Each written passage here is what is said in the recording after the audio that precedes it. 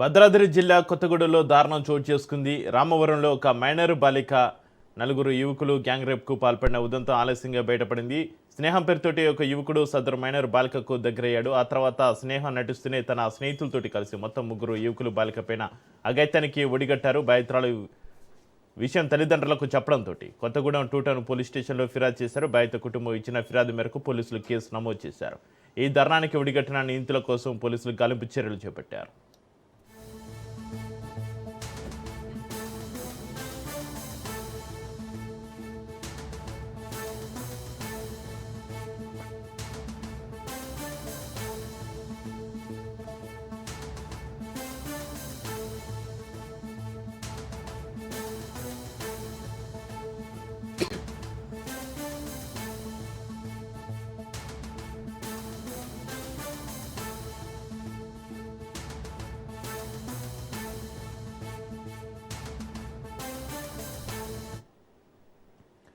భద్రాద్రి జిల్లా కొత్తగూడలో దారుణం చోటు చేసుకుంది. రామవరంలో ఒక మైనర్ బాలికపైన నలుగురు యువకులు గ్యాంగ్ రేప్కు పాల్పడిన ఉదంతం ఆలస్యంగా బయటపడింది. స్నేహం పేరుతోటి ఒక యువకుడు సదరు మైనర్ బాలికకు దగ్గరయ్యాడు. ఆ తర్వాత స్నేహం నటిస్తూనే తన స్నేహితులతోటి కలిసి మొత్తం ముగ్గురు యువకులు బాలికపైన అఘాయిత్యానికి ఒడిగట్టారు. బాధితురాల విషయం తల్లిదండ్రులకు చెప్పడంతో కొత్తగూడెం 2 టౌన్ పోలీస్ స్టేషన్లో ఫిర్యాదు చేశారు.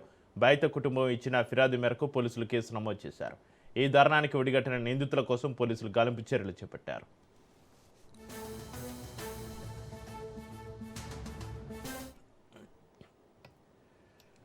భద్రాద్రి జిల్లా కొత్తగూడలో దారుణం.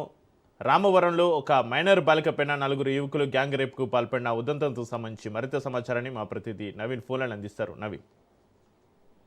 రైట్ చక్రి. భద్రాద్రి కొత్తగూడెం జిల్లా 2 టౌన్ పోలీస్ స్టేషన్ పరిధిలో అయితే ఆలస్యంగా వెలుగులోకి వచ్చిన ఘటన స్థానికంగా తీవ్ర చర్చనీయాంశంగా మారినట్టుగా కూడా మనం చూడొచ్చు.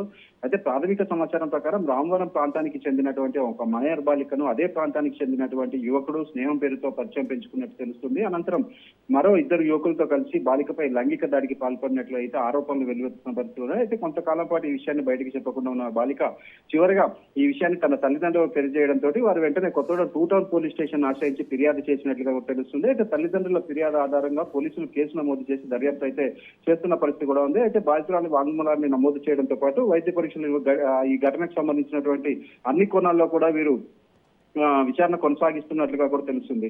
అయితే ఆరోపణలు ఎదుర్కొంటున్నటువంటి ముగ్గురు యువకుల పాత్రపై పోలీసులు ఆధారాలు సేకరిస్తున్న పరిస్థితి కూడా ఉంది. అయితే బాధితురాలు మైనర్ కావడంతో ఈ కేసు పరంగా చాలా గోప్యతగా ఉంచినట్లుగా కూడా మనకు తెలుస్తుంది. అయితే ఈ ఘటనపై స్థానిక ప్రజలు ఆందోళన వ్యక్తం చేస్తున్న పరిస్థితి ఉంది. అయితే ఈ కేసు ప్రస్తుతం దర్యాప్తు దశలో ఉన్నందున పూర్తి వివరాలు పోలీసు అధికారుల నుంచి ఇప్పటి వరకు అయితే వెలువడిన పరిస్థితి లేదు. అయితే ఈ విధంగా ఏదైతే ఇప్పటికే జిల్లాలో అనేక పోక్సో కేసులు నమోదవుతున్నప్పటికీ కూడా ఇటు యువకుల అంటే వీరిలో ఏది కూడా రాకపోవడంతో వీరికి ఏదైతే దీనిపై స్పష్టమైనటువంటి కౌన్సిలింగ్ నిర్వహించాలని కూడా ఇక్కడ జిల్లా ప్రజలు కోరుకుంటున్న పరిస్థితి కూడా ఉంది. ముఖ్యంగా మనం చూసుకుంటే భద్రాద్రి జిల్లా వ్యాప్తంగా కూడా ఏజెన్సీ ప్రాంతం ఎక్కువగా ఉంటుంది. దీంతో ఈ యొక్క పోక్సో కేసులపై అవగాహన సదస్సులు నిర్వహించాలని అందరూ కూడా తెలుపుతున్న పరిస్థితి ఉంది. చక్రి.